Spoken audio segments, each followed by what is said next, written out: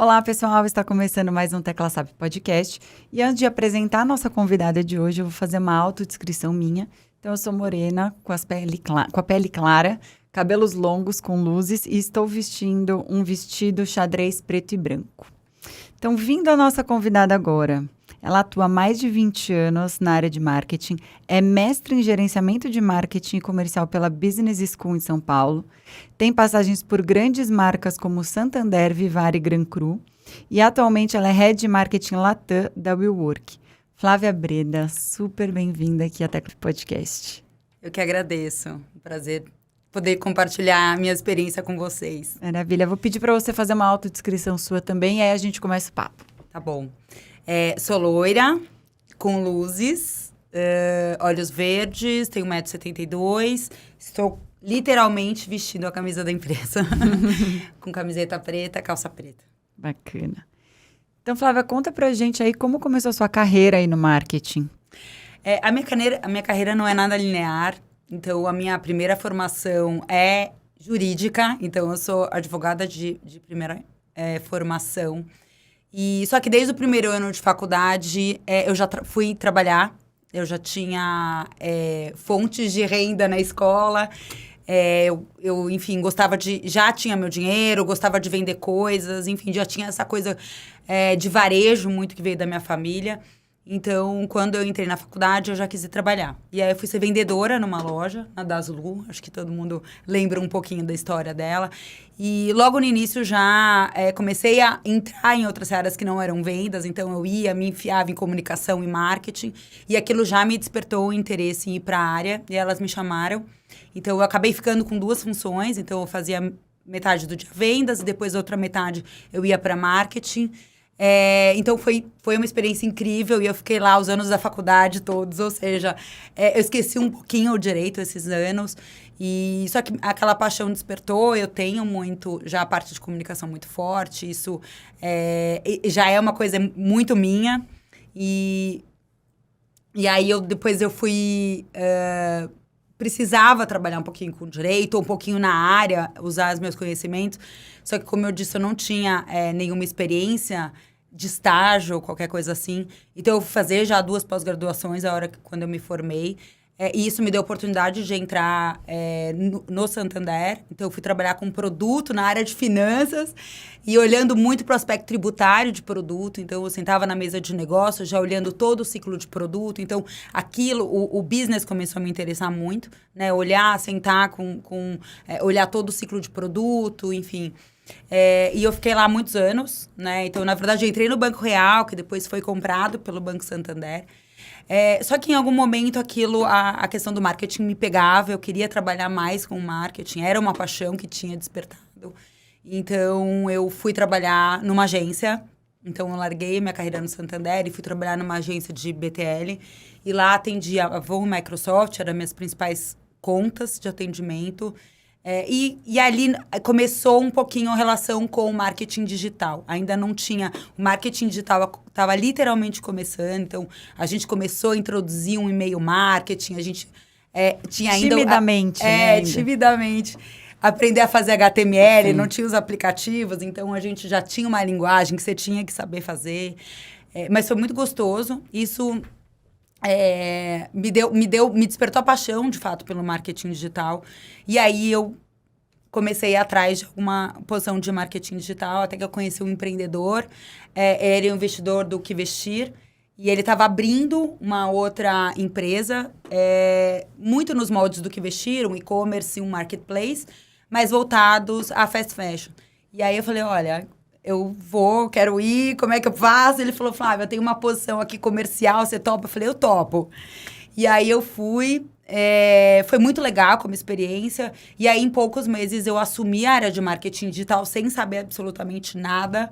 Mas ele estava muito do meu lado. Então, esses anos que eu fiquei com ele já era um expert na área. Ele me deu apoio, então eu cresci muito ali. E foi super legal, e depois foi a área que eu me desenvolvi, né? Depois, experiência do cliente, toda a parte de plataforma. Então, o digital, ele, de fato, teve uma importância muito grande na minha vida. E depois, olhando muito para a experiência do cliente e para marketing 360. E fui morar nos Estados Unidos, fiz uma pós-graduação em marketing digital, já tinha feito aqui, estudado marketing, porque com a minha formação jurídica eu precisava de bases acadêmicas. Então, eu já tinha feito branding, já tinha feito mestrado em marketing e gestão comercial. E aí, para consolidar o digital, eu fiz na Universidade de Berkeley, nos Estados Unidos. Fiquei um ano lá estudando. E aí, quando voltei, entrei nessa carreira. Então, trabalhei numa fintech.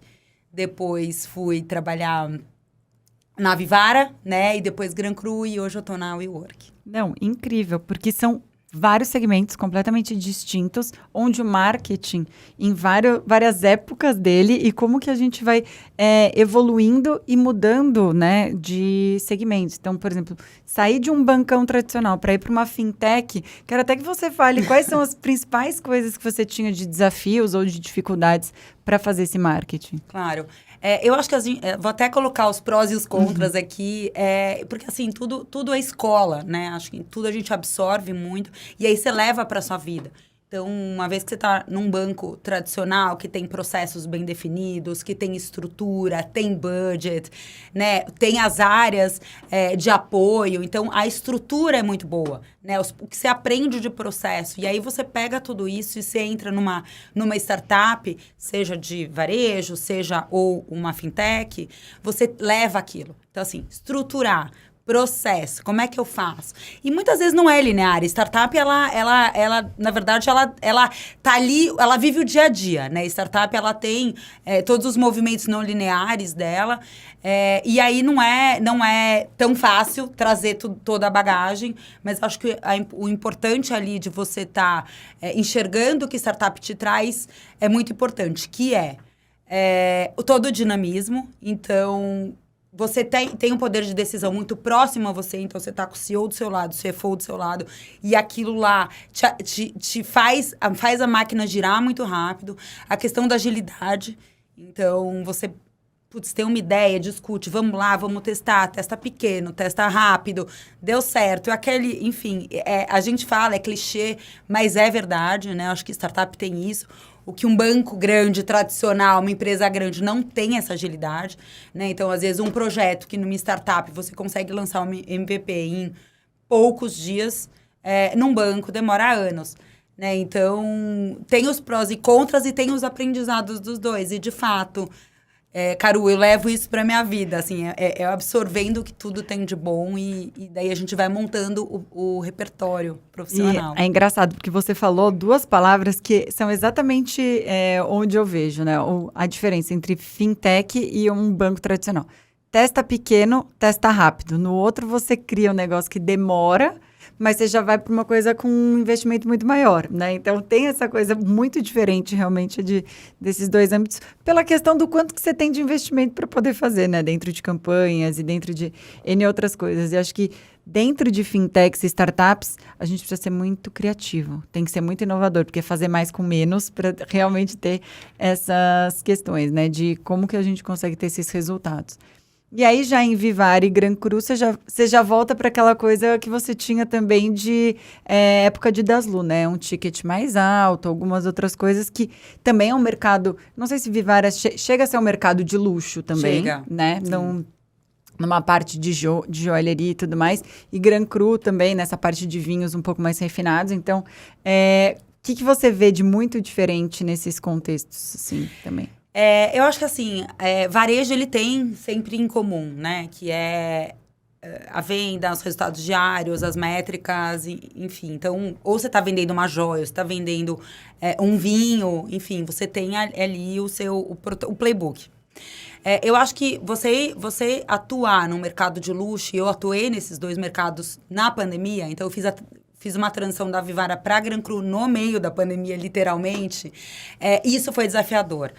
Na Vivara, eu trabalhava com produto e-commerce. Então, olhava o e-commerce. E aí, na pandemia, imagina 250 pontos de venda fechados e, de repente, os holofotes todos se voltam para o e-commerce. E o e-commerce, ele tem que sustentar toda uma máquina, um ecossistema gigantesco, né? Isso foi um super desafio para mim. Quantas lojas físicas tem a Vivara? 250 pontos de venda. Então, imagina 250 fechados e todos os holofotes em cima de você. Em cima do e-commerce. E a gente tendo que entregar, respondeu super bem.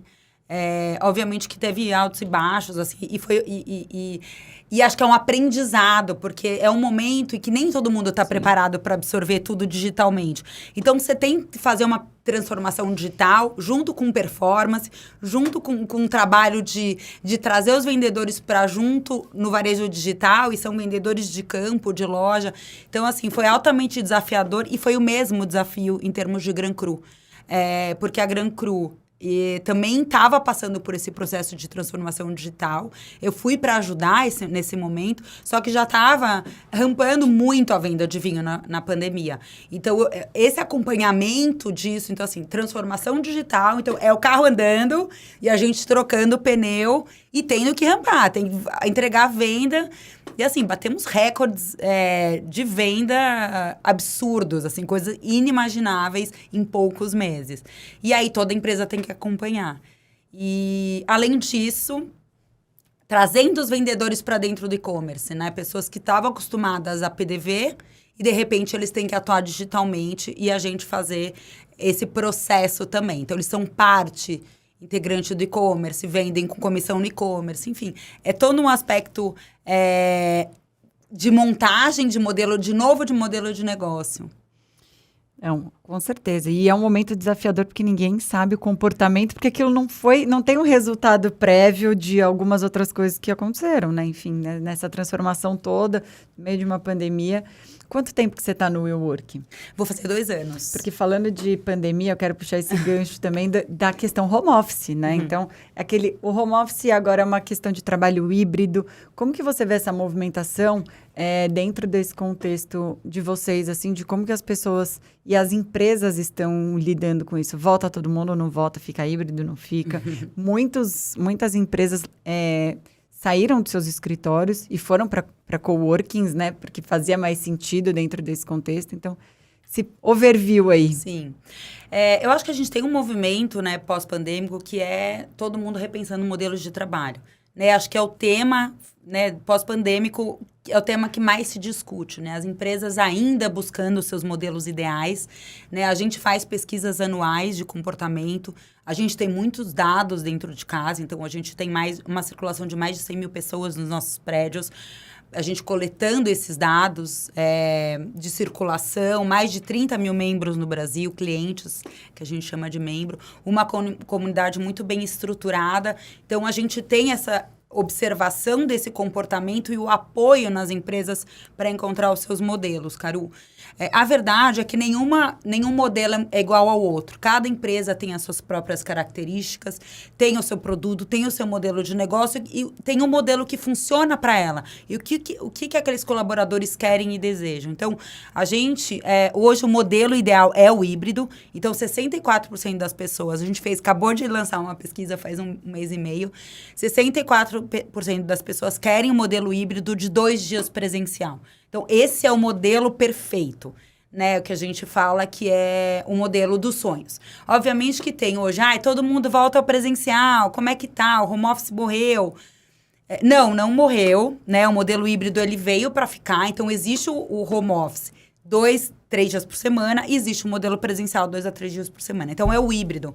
É esse o modelo hoje que vai funcionar e que as pessoas querem, porque existe características que são boas presencialmente. Então, por que eu vou para o escritório? Eu quero ter conexão com os meus colaboradores, eu quero desenvolver uma proximidade, eu quero fazer um all hands presencial, eu quero fazer um planejamento presencial, eu quero me conectar. Essa conexão é super importante presencialmente. E até aspectos, por exemplo, de socialização, a gente vê que é super importante, né? Enfim, o home office 100%, ele tem algumas perdas sociais, né? E de conexão entre equipes. Já o remoto, ele é bom para produtividade, para foco, né? Enfim, a gente vê características até de saúde mental, eu não fico no trânsito todo dia. Então, assim, o híbrido, ele é um modelo porque ele junta todas as coisas boas e aí permite também que a empresa consiga estruturar aí o que os colaboradores mais desejam, que é estar um pouquinho em casa, estar um pouquinho presencial. E o que eu faço quando estão presenciais em casa, como é que são esses modelos. e como é que eu ajudo todo mundo a ser mais produtivo, ferramentas. Acho que isso a gente vê as empresas repensando hoje. E o que eu acho muito legal nisso é trazer esse ponto de equilíbrio, né? Porque a gente já sabe que tem mais produtividade estando em casa, mas as pessoas precisam dessa parte social, né? Essa socialização que a gente precisa e interação com as outras pessoas. Às vezes, um retorno rápido, que é aquela coisa do cafezinho que você consegue, aquela aprovação, olha, dá uma olhada naquilo. Então, tem algumas coisas que trazem essa agilidade dentro do presencial, fora a parte mental, social, mas tem esse outro lado também que eu acredito que equilibre super bem o mix, né? É o mundo ideal, a gente conseguir fazer as duas coisas dentro das empresas. E acho que é interessante repensar esse modelo do que vai ser feito quando você está no presencial. Porque entrar no presencial, abrir o seu computador e continuar trabalhando como se você estivesse em casa, não faz sentido, né? Então, precisa ter um comportamento diferente aí para quando, de fato, ele está ali no escritório para ser otimizado ao máximo. Aquele trajeto dele, toda essa mudança, né? Sim, a gente até hoje, a gente acompanha muito todos os assuntos relacionados a modelos de trabalho. Então, a gente traz para dentro da nossa casa e acompanha as evoluções. Então, hoje a gente tem uma parceria muito forte com a 4-Day Week, que está testando um modelo global de 4 dias de trabalho. Então, a gente acompanha, enfim... e qualquer outra estrutura ou novas discussões que surgem em relação ao modelo de trabalho, a gente está junto, a gente traz e a gente quer participar. Eu acho que uma questão que você falou, Caru, que é fundamental, é o que a gente faz quando a gente está junto. Né? Porque, justifica eu pegar 1 hora de trânsito e aí chegar a fazer a mesma coisa que eu faria em casa? Né? Não, a gente tem que ressignificar o trabalho. Como a gente fala hoje, que a WeWork hoje, ela ressignifica, ela transforma a forma com que as pessoas se relacionam com o trabalho. Então, a gente tem N produtos hoje de portfólio para N modelos de trabalho. Então, se você falar, eu quero um modelo 2 vezes por semana nos prédios, eu tenho. Eu quero uma reunião presencial, uma sala por 4 horas, eu tenho. Eu quero reservar... Vocês customizam. A gente, na verdade, montou um portfólio de produtos que atende qualquer tipo de necessidade de ambiente de trabalho.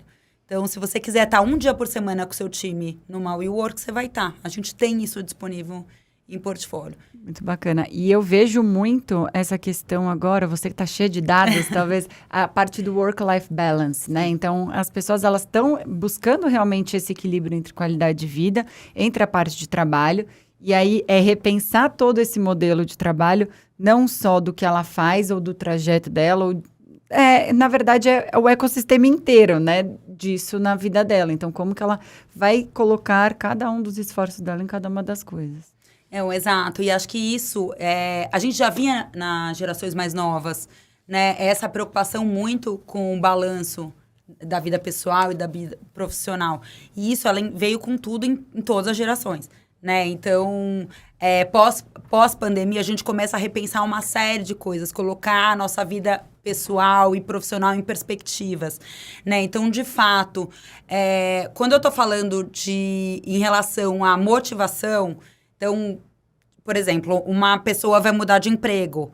Né? Então, o que ela olha primeiro ali? Salário competitivo. Esse é o primeiro item que ela olha. Então, isso... pré-pandemia, durante a pandemia e pós-pandemia. Então, o salário competitivo nunca mudou. É o primeiro item. Afinal de contas, todo mundo precisa pagar boletos, não é mesmo? Então, isso realmente eu acredito que, obviamente, a não ser que sejam cargos muito maiores, que já estejam numa coisa mais desafios pessoais do que... Mas, de modo geral, é um consenso, né? Exato. E aí, o segundo aspecto, que é super legal de pensar, entra a flexibilidade. Então, antes, o segundo aspecto, pré-pandemia, eram metas desafiadoras. Então, o primeiro, salário competitivo, o segundo, metas desafiadoras. Hoje, o segundo aspecto é flexibilidade de horários. O ano passado veio a flexibilidade, de maneira geral. E esse ano entrou flexibilidade de horário. Você vê que a gente já vai entrando em entranhas, né, em detalhes da flexibilidade. Então, a flexibilidade ela continua em segundo lugar, mas esse ano entrou flexibilidade de horário, que a gente achou super interessante, que tem muito a ver com o work-life balance, né? Tipo, que horário que eu posso ir para pegar menos trânsito, mesmo no dia presencial. Se eu tiver que ir presencial, eu quero essa flexibilidade de horário para que eu possa ter um melhor horário, não pegar trânsito ou pegar o metrô mais vazio, o ônibus menos cheio e sentar. E é o tal do work-life balance que a gente está falando, inclusive nos bastidores. Tenho 2 filhos, tenho um filho, as mesmas idades, então quem busca na escola, quem não busca, a gente quer ter uma qualidade de tempo também com eles, né? Então, obviamente, o trabalho faz parte, tem muitas coisas, mas compensar em algumas outras questões, né? Não, é maravilhoso. Acho que para a mulher também é maravilhoso o trabalho híbrido, né? A gente tinha essa questão de sair de manhã, voltar no fim da tarde, e aí você tem aquela correria, ter uma horinha de qualidade com os seus familiares, com quem tem filho.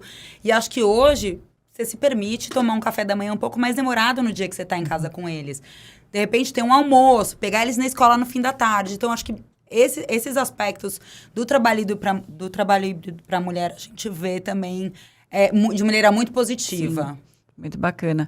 E até falando desse lado, né, de mulher, eu vejo que o WeWork, ele traz muito esse empoderamento, essa parte de lideranças femininas, tem um número grande de mulheres, tanto no Brasil como na América Latina. Como que é esse posicionamento ali dentro? Enfim, tem alguma coisa que vocês colocam, levantam alguma bandeira, enfim? A gente tem a CEO da América Latina, a Cláudia Woods, e ela levanta muito essa bandeira de posicionamento feminino, de dar espaço. E acho que, na verdade, é um posicionamento dela, mas isso foi muito orgânico. A gente as mulheres ali foram conquistando espaços, né? Então, hoje a gente tem uma CEO do Brasil, mulher. A nossa CTO, América Latina, é mulher. Então, marketing, a gente tem mulher. As gerências, a gente tem 54% de gerência para cima são posições de mulheres. Então, incrível. É muito legal. E na América Latina é 56%. A gente tem uma CEO de Spanish Speaking, também mulher. Então, foi orgânico, mas na verdade foi alguma coisa que a oportunidade foi surgindo e o olhar da Cláudia para as mulheres é muito especial. Então, é muito bacana e a gente gosta muito desse ambiente. A gente brinca até às vezes que a gente vai fazer cota agora para os homens, porque está crescendo o número de mulheres. Mas a gente brinca assim na Cubo também, porque a gente nasceu muito... Bom, eu nasci fundando a agência como mulher e acabei trazendo mais mulheres. E aí eu brinco que hoje eles cumprem cota. Obviamente que não, a gente precisa super do equilíbrio, né? É o yin yang nosso, mas eu vejo que a gente tem algumas... particularidades e coisas de sociabilidade, de entender a necessidade do cliente, ter uma outra volta diferente, né? Que faz com que em alguns cargos faça mais sentido e conecte aí nesse lado mais feminino, né? Dentro disso. E eu gosto muito de ver cada vez mais mulheres dentro de cargos de liderança, e algo que me chamou a atenção foi você falar da CTO, porque é um ambiente muito masculino. Eu, antes de abrir a agência, trabalhei 9 anos em empresas de tecnologia e era uma das poucas mulheres que eram em cargos de liderança. Então, quando você fala de uma CTO, eu faço, uau, que demais, né? Exatamente por isso, porque é um ambiente que tem muito mais homens. Então, se fosse um CTO homem, eu não acharia que seriam... diferente. Agora, um CTO mulher, eu falo que legal, como tá mudando isso, a mentalidade da empresa mostra como vocês já estão evoluídos nisso. É muito legal mesmo, acho que é uma raridade, né? Você vê uma mulher em posição de liderança, uma posição de liderança América Latina. Uhum. Então, e as duas gerentes também da área, gerentes mais sêniores, também são mulheres, ou seja... acho que é a mulher puxando a outra, né? Então, é muito bacana mesmo. Isso é bacana. Hoje você cuida de América Latina. Eu tenho uma posição de marketing Brasil, né? Então, sou head de marketing Brasil. E tenho uma posição de head de produto, marketing de produtos América Latina. Então, toda a parte de produtos digitais, eu cuido. Bacana.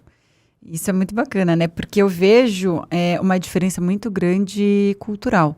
A gente está em expansão também, América Latina e Europa, E é completamente diferente de um lugar ou do outro. A Paty, que a gente tem aí como em comum, ela veio aqui, ela passou um case, por exemplo, do Franui com vinho, que na Argentina funciona de um jeito, a gente funciona de outro. Então, essa parte cultural é muito diferente, né? Então, conta um pouquinho aí quais são as particularidades, algum case específico de algum lugar. É bastante diferente, os mercados são bem diferentes e eu acho que o Brasil está muito evoluído no marketing digital. Então, somos o terceiro país no mundo em acesso a redes sociais, então eu acho que isso significa muito. E a parte de varejo, de comércio, toda essa parte digital de experiência, a gente é muito mais evoluído. Então, você vê em termos de campanha, performance, etc., a gente está muito mais à frente. Então, marketing de influência, o Brasil está à frente. Então, a hora que você vai fazer um planejamento, a nível América Latina, você tem que entender as particularidades e ter o apoio do marketing local. Porque a gente já desenvolveu uma estratégia na hora que eu ia sentar para executar isso no México ou em outro país. Fala, putz, olha, Flávia, aqui não é bem assim. A gente não tem ainda tanta penetração por esse canal. Então, de fato, eu acho que tem que ter pessoas chaves em cada país te dizendo, olha, vai por aqui ou esse caminho não funciona. Então, a gente vê o Brasil muito mais evoluído em termos de social e em termos de marketing digital como um todo. Você acha que só o marketing digital, porque eu vejo assim, o Brasil tá assim, despontando. As pessoas vêm para cá para consumir cursos que a gente tem aqui, parte online do que a gente tem. Estive em Portugal recentemente também, que a gente está com algumas outras frentes por lá. E é impressionante, assim, como a gente olha e fala, gente, é tudo muito ruim, mas é porque também existe muito uma questão cultural. Para eles não consomem tanto. E aí você fica naquela, faz sentido para eles estarem desse jeito ou não? Vai haver uma evolução ou não vai? É um comportamento que está tendo, né? É muito maluco isso. Eu vejo muito o Brasil super evoluído, né? E quando a gente fala de Europa e fala de América Latina, eu acho que o Brasil ele tem uma questão, e eu falando marketing como um todo, de se reinventar. Então, a gente o tempo inteiro está se reinventando. Então, tem uma questão, a gente consegue dar a volta e arranjar uma solução muito rápida. A gente tem essa flexibilidade. Acho que o brasileiro ele é muito criativo. Então, é um pouco clichê falar isso, mas é verdade. Isso acontece muito. Então, Caru, eu vejo sim. Eu acho que a sua percepção é de fato a minha, é igual. E eu vejo que a gente tem muita coisa muito mais evoluído que outros países que a gente trabalha, ou que a gente vê a parte cultural mesmo. Sim, eu concordo super com você. E falando até dessa questão de flexibilidade, Flá, que você está falando, no ano passado vocês lançaram o Station Will Work, né? Então, que traz uma questão de flexibilidade. Conta um pouquinho disso. A gente queria expandir, né? Então, a gente precisava expandir porque a gente está concentrado em 5 cidades no Brasil. E a WeWork, ela tem quase 800 prédios, endereços no mundo, né? E aqui no Brasil, a gente estava super bem já, e aí a gente queria fazer essa expansão. E aí, como é que você expande, né? Ou você vai abrir prédios próprios, né? E aí você precisa de uma inteligência para entender onde que são os hubs que você vai abrir, quais são as localidades, e o Brasil é gigantesco. Ou você vai para uma solução que foi trazida pela atual CEO, que é um marketplace de coworkings. Então, assim, vamos expandir, fortalecendo o ecossistema e trazendo os coworkings do Brasil para dentro dessa plataforma. Então, a gente fez esse Station by WeWork, que é um aplicativo onde você entra, faz seu cadastro, e aí você consegue encontrar mais de 500 endereços em todo o Brasil, dentre prédios da WeWork e coworkings parceiros. Então, a gente fez essa plataforma no ano passado, e o Go to Market aconteceu em janeiro desse ano, que foi com uma campanha super legal, com um escritório itinerante. A gente andou desde as praias do Nordeste, foi até o Sul, foi Curitiba, Florianópolis. Foram 8 cidades, no qual a gente andou mais de 11 mil quilômetros, impactando quase 40 milhões de pessoas. Foi uma campanha 360, então a gente teve online, offline, out of home, influenciadores, mais de 90 influenciadores. Então, foi uma campanha bem grande que a gente fez para o lançamento da nossa plataforma e para o público. Não, e incrível, né? Porque você democratiza muito. Você tem um acesso a todos os lugares onde as pessoas podem ter esse selo WeWork, mesmo estando a distâncias gigantescas dos polos, né? Desses centros comerciais, enfim, de alguns outros lugares. E pode ter toda essa comodidade, toda essa facilidade, todos os benefícios aí que o WeWork traz. Sim, e eu acho que o mais interessante disso são os nossos produtos flexíveis. Então, se você tem na disposição um produto flexível e você assina, a gente tem um produto de assinatura que você tem acesso a qualquer coworking que você quiser, onde você estiver. Então, é um produto que te dá a liberdade de estar, a gente fala, né, anywhere office, numa cidade remota, e você tem lá um coworking, e você pega o seu cartão e passa, e você tem à disposição uma estrutura de trabalho completa. Então, isso é muito legal e é um produto inovador, né? Então, é um produto que surgiu pós-pandemia, observando muito o comportamento das pessoas. E a gente faz muito produto baseado em comportamento. Então, e o Brasil é muito pioneiro. A gente é o hub. Como a gente tem essa parte digital muito forte, os novos produtos, a maioria deles são digitais. Então, eles usam as plataformas.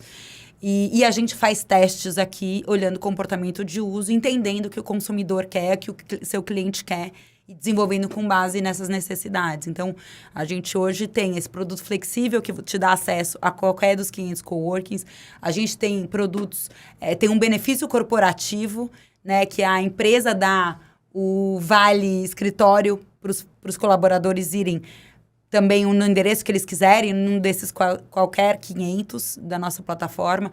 Então, hoje a gente tem um portfólio aí completo que usa esses coworkings como portfólio mesmo. Isso é incrível quando a gente repensa o modelo de negócio, não só o home office, mas também na questão de localização, né? Então, você tem um escritório, um ponto focal em São Paulo, mas você tem equipe que está... A gente mesmo, tem equipe que está em Vitória, tem equipe que está no interior de Pernambuco, tem gente que está no Rio de Janeiro.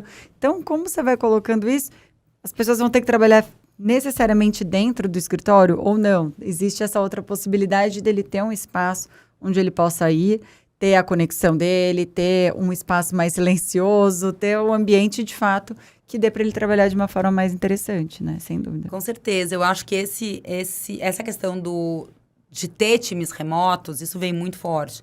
Né? No Brasil já tinha muito isso na área de tecnologia, né? Então, quando a gente olha muito equipes de tecnologia, já existiam esses trabalhos remotos, mas isso se espalhou por todas as áreas de empresas, principalmente empresas mais modernas, que já tinham muito essa cultura. Né? Hoje já estão se transformando mesmo as empresas tradicionais, e a gente vê muito dentro da WeWork essa transformação, mas... o Station vem atender a necessidade dessas empresas de atender os seus colaboradores remotos. Então, tem vários casos de empresas que têm os seus hubs. Então, eles têm hubs fixos e têm os produtos flexíveis para os colaboradores fora desses hubs e que não podem acessar os hubs ou estão fora mesmo dessas cidades. É muito legal porque você consegue uma isonomia para os colaboradores, né? Dá estrutura, dá o endereço se eles quiserem ir e dá, enfim... Onde quer que ele esteja. Onde ele esteja, exatamente. Incrível. Essa liberdade, né? Que tanto querem. Não, e recentemente vocês também lançaram um manifesto, né? De falar exatamente da liberdade ao nosso espaço. E aí vem de encontro com isso do Station, não? Vem, total. E eu acho que quando a gente fala em termos de flexibilidade, o primeiro adjetivo que surge na pesquisa é liberdade. Então, por que você quer flexibilidade? Eu quero porque eu quero ter liberdade de escolher onde trabalhar. Isso veio muito forte e a gente sentou com a Underman Thompson, que é a nossa agência, e a gente queria criar essa campanha institucional. E a liberdade veio com muita força, né? Ela é a materialização da flexibilidade. Então, ele tem tudo a ver com o Station, ou seja, onde você estiver, nos mais de 500 endereços, você vai ter a WeWork, e a gente está crescendo, então a gente tem, enfim, um ecossistema muito forte e em crescimento, mas ele está totalmente ligado a isso, de você poder acessar, por meio de uma plataforma, um endereço que você quiser. Você coloca o CEP e você acha o lugar mais próximo. Exato. E até falando em relação aos usuários e o Customer Experience aí, qual que é o maior desafio hoje que o WeWork você tem aí dentro disso? A gente é muito focada em experiência do cliente, né? Acho que desde o do nascimento da WeWork, sempre foi um foco de oferecer o melhor espaço, o melhor café, o melhor chopp, né? Ter os espaços abertos. Tem os nossos prédios no Brasil, são 24/7. Então, assim, como que a gente está oferecendo sempre a melhor experiência? Isso é nosso foco. Então, a gente é obcecado pela experiência do usuário. E eu acho que é um desafio, porque a gente lida com prédios físicos e a gente tem a nossa parte digital. Então, como integrar né, sem fricção? Então, assim, como é que eu posso, de fato, entrar numa plataforma, reservar, ir num parceiro, ter uma experiência parecida que eu teria na WeWork? Então, assim, esse é um desafio importante pra gente, né? De trazer os parceiros para perto, de montar esse ecossistema forte e de levar um pouco da experiência da WeWork e a experiência do cliente para esses parceiros. Então, e é muito gostoso. A gente tem esses encontros com os parceiros e é muito bacana ver a evolução deles e crescimento em termos de experiência, em termos de conhecimento também do negócio. Então, quando a gente montou a Station, uma das prioridades era esse fortalecimento também do setor. Então, isso é uma coisa que a gente foca. E a gente fortalecendo o setor, trocando experiências. E a gente acredita que a experiência do usuário vai cada vez melhorar mais. E é muita questão de linguagem com quem você fala, né? Então, hoje eu vejo o WeWork muito diverso. Você tem desde freelancers, pessoas que estão lá por jobs e coisas assim, que acaba tendo aquele espaço de trabalho, até empresas que pegam seus escritórios ali, inclusive grandes empresas. Como que vocês conseguem equilibrar os pratinhos aí para conseguir comunicar para todo mundo de uma forma assertiva? Sim. Como eu te disse, Caru, a gente tem um portfólio de muitos produtos. E esses produtos foram observados, o comportamento dos clientes, e a gente foi desenvolvendo para que eles se sentissem confortáveis, né, com os produtos. Então...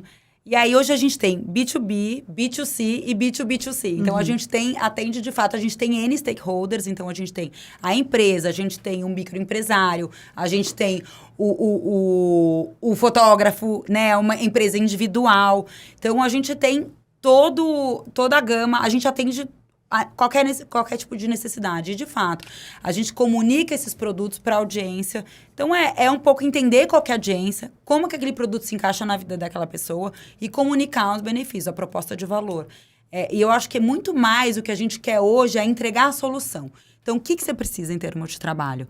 Eu preciso disso. Eu tenho. Então, vem aqui que eu tenho e a gente vai conseguir te entregar conforme a sua necessidade. Então, é isso que hoje a gente quer, é isso que a gente busca cada vez mais.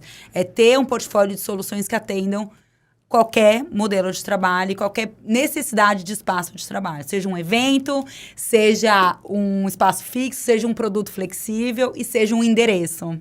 Conta algum case aí que você acha interessante, seja Brasil, Latam, enfim. Eu tenho um case, ele é bem emblemático, porque ele foi um dos nossos primeiros cases e eu sempre gosto de contar. Era uma empresa farmacêutica, então uma empresa super tradicional, enorme, e ela estava estruturada com salas fixas, né, dentro da WeWork, era uma empresa grande. Com a pandemia, as pessoas não estavam indo para o escritório, então ela trocou as salas fixas por produtos flexíveis. Então, ela deu para todos os colaboradores o cartão flexível que eles podiam acessar qualquer prédio. E aí, a gente foi observando o comportamento desses colaboradores ao longo de um tempo.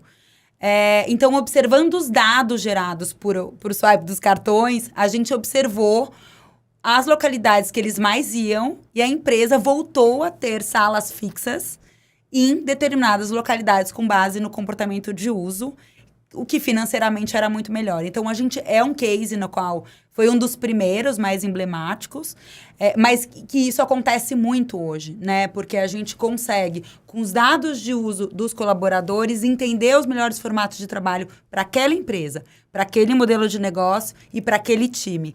Então, é muito legal, é a Lips, posso falar, porque é um case que a gente publicou aí.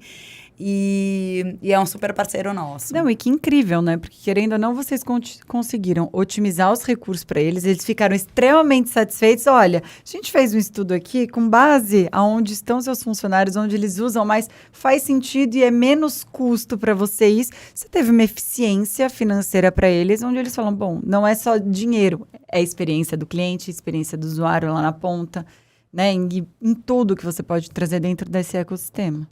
Exato, e a gente atua muito nessa parceria com o cliente, né? A gente quer trazer eficiência, seja financeira, seja de uso. Então, a gente olha muitos dados, a gente olha, às vezes, olha, putz, esse cliente aqui, ele não está usando muito a sala, vamos fazer um desenho para otimizar os produtos que ele tem. Então, a gente casa o portfólio de produtos. Não precisa usar só um. A gente tem uma gama de produtos na qual vai conseguir atender o que o cliente precisa, com a eficiência financeira que ele precisa. Então, a gente age como um consultor ali para que o cliente fique feliz. No fim do dia, a gente quer que todo mundo esteja feliz e usando os espaços, né? A gente quer ver os espaços cheios. E como é democrático, né? Porque você está falando de uma indústria farmacêutica enorme, que tem esses polos com vocês, assim como tem o fotógrafo, né? Então, você consegue democratizar muito isso. E eu vejo muito uma questão no WeWork de senso de comunidade. Vocês têm ali dentro algo que as pessoas se falam, tem essas interações, né? Então, acho que isso é muito bacana. Essa comunidade de vocês, como que vocês conseguem promover isso entre os próprios usuários dali? É muito forte. É um dos pilares mais fortes de proposta de valor da WeWork é a comunidade. Então, cada prédio tem ali uma comunidade destinada a cuidar daquele prédio, daqueles nossos membros, dos eventos que tem ali dentro. Então, a gente faz eventos de networking, eventos de conteúdo, procurando sempre integrar as pessoas, as empresas. Então, a gente vê muito os nossos membros sendo um cliente dos outros. A gente fala, seu próximo cliente deve estar sentado ali na mesa. Porque é isso que a gente promove, essa troca. E esse senso de comunidade é muito forte. Então, a gente tem as nossas TVs nos prédios, no qual a gente coloca ali as empresas que estão no prédio. A gente tem o Cibar, que é o andar da comunidade, onde a gente está sempre promovendo eventos de networking para que as pessoas se conheçam, as empresas que se conheçam. A gente tem eventos de networking de produtos, então a gente tem um clube de All Access, que é o nosso produto flexível, no qual as pessoas se encontram e tem troca. A gente gera conteúdo, tem convidados. Enfim, eu acho que a gente está o tempo inteiro pensando em como estimular essa troca e fortalecer essa comunidade cada vez mais. Mas, de fato, é um pilar fortíssimo nosso. E uma coisa que você falou que é interessante, por exemplo, a geração de negócios entre as pessoas, né? Primeiro que vocês estão no mesmo prédio. Você precisa de alguma coisa mais emergencial, você tem alguém a quem recorrer ali, né? Fica uma questão de facilidade de logística. Não precisa atravessar a cidade para resolver alguma coisa. Por mais que hoje a tecnologia nos ajude muito a agilizar algumas coisas, às vezes no presencial que você precisa marcar uma reunião de planejamento ou de estratégia, aquela coisa assim, desce um andar, né? Então, funciona muito isso.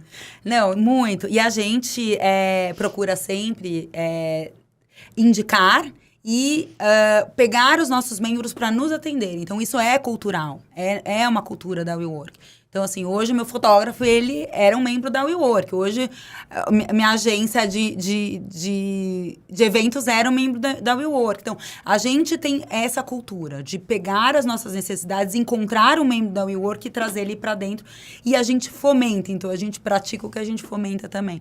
É super legal, é super importante isso pra gente e a gente cuida mesmo dessa comunidade que a gente fala. E uma coisa que eu vejo que é engraçado, em vários lugares que eu vou, vocês têm muitos adesivos do WeWork com algumas mensagens de empoderamento de muita coisa.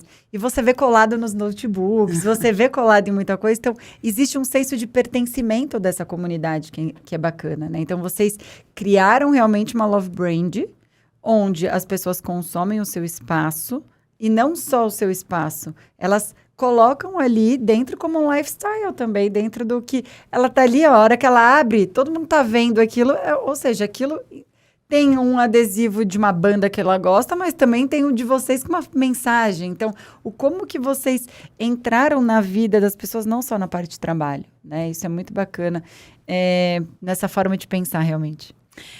A gente cuida, né? Como eu falei, a gente cuida muito das pessoas que estão ali dentro. É o nosso princípio basilar ali. Cuidado, experiência, né? De se preocupar que o café tá quente, que o chopp tá gelado, que a pessoa tá conhecendo, tá fazendo seu networking, que o nosso time de comunidade tá atendendo, que o nosso prédio tá com a infraestrutura adequada, que o ar tá na temperatura certa. E esse cuidado é reconhecido. Então, de fato, a gente é uma marca muito amada, né? A gente vê, as pessoas gostam de estar lá dentro, elas se sentem bem, né, dentro da WeWork. A gente não é só um espaço de trabalho, a gente é um espaço de conexão, de experiência.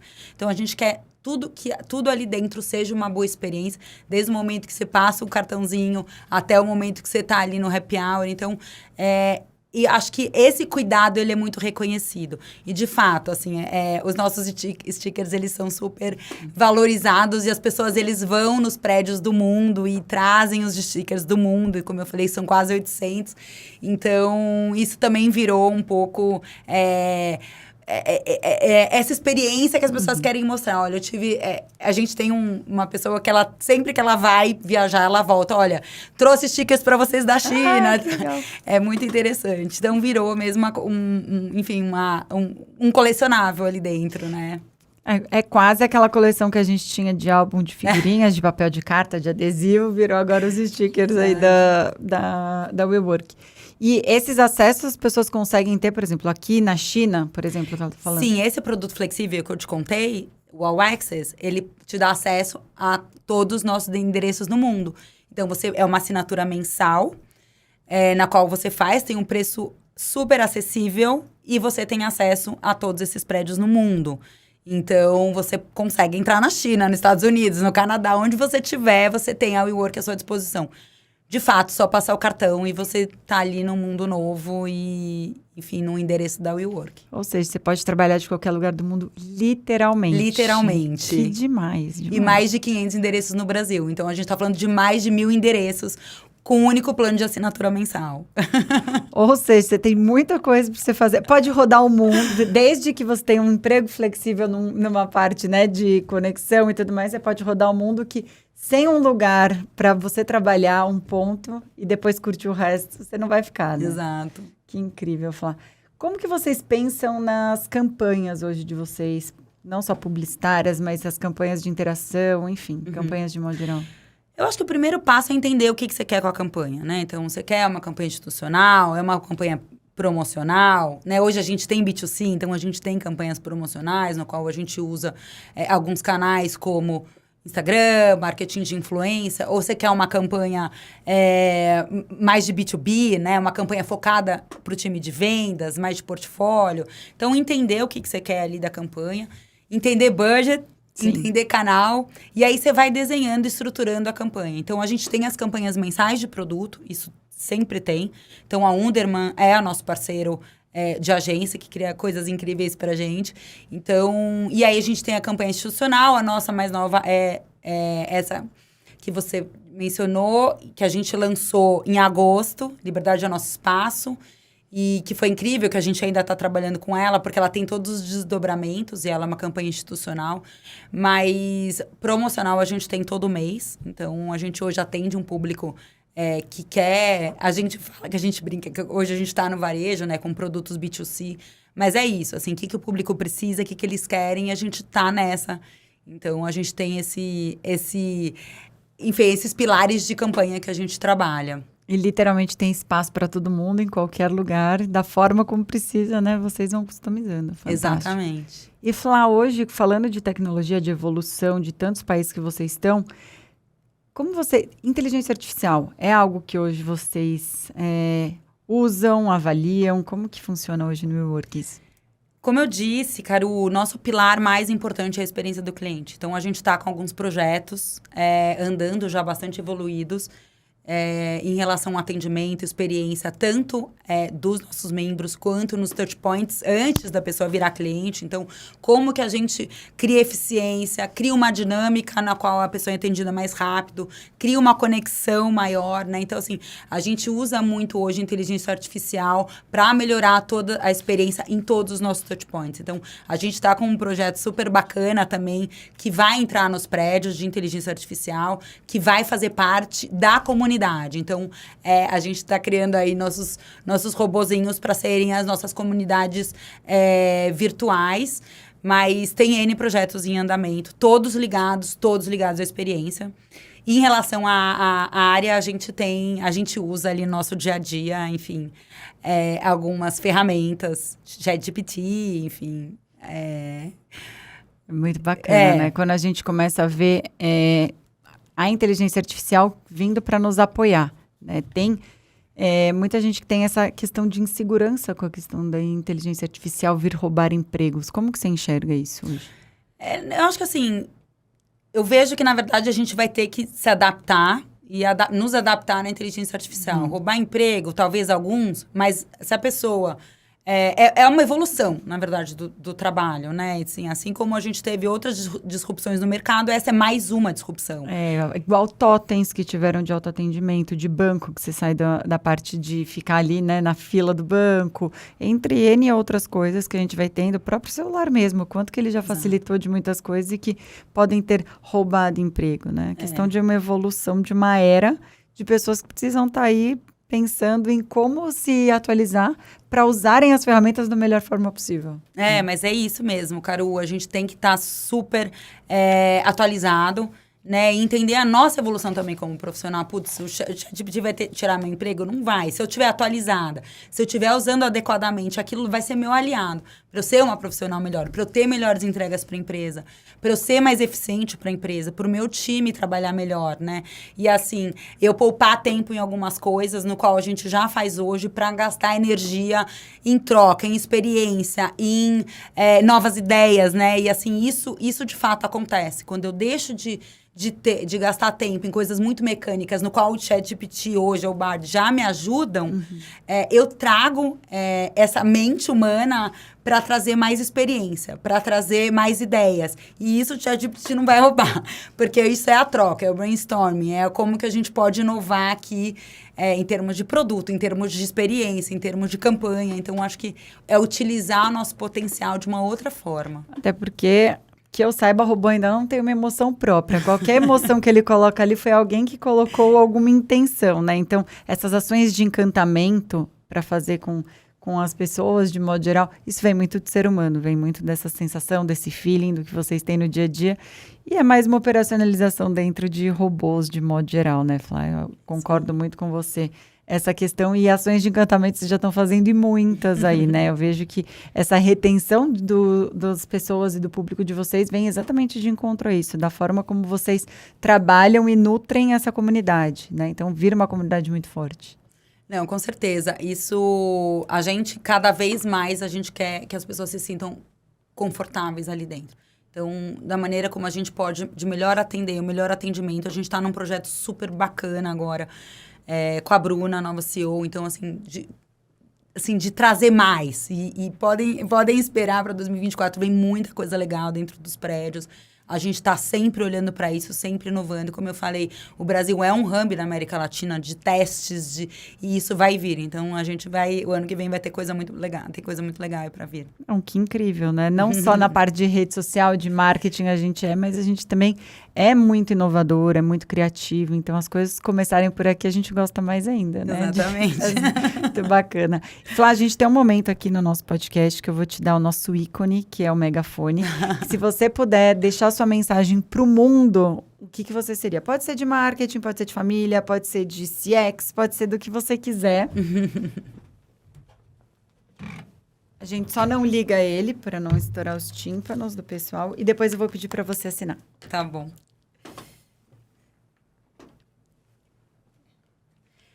Eu queria falar aqui, eu acho que trazendo um pouco do marketing mais puro e de tudo que a gente conversou, o marketing hoje ele está em todas as etapas do negócio. Então, mundo entendam que hoje o marketing ele tá sentado na mesa de negócio e a gente precisa olhar todas as pontas end-to-end. Então, essa é uma mensagem que eu queria trazer, porque eu acho super importante que a gente tenha consciência disso, né? E entender o papel hoje do que a gente faz. Maravilhoso. Obrigada. Fantástico. Super obrigada, Flá. E como que as pessoas te acham nas redes sociais, do WeWork? Pode deixar toda a sua mensagem por aqui. A gente está no Instagram muito forte, WeWork_BR. No LinkedIn é WeWork Latam. E a minha rede social no LinkedIn é Flávia Breda. Maravilha, obrigada. Flá. Super obrigada, adorei esse mega papo de muitas construções, disrupções, enfim, incrível. Parabéns pela sua história também. Obrigada, Caru, adorei estar aqui. Obrigada. E esse foi mais um Tecla SAP Podcast. Siga a gente em outras redes, no @CaruFernandes, @TeclaSAP Podcast. E também, toda semana a gente tem um episódio novo. Até o próximo.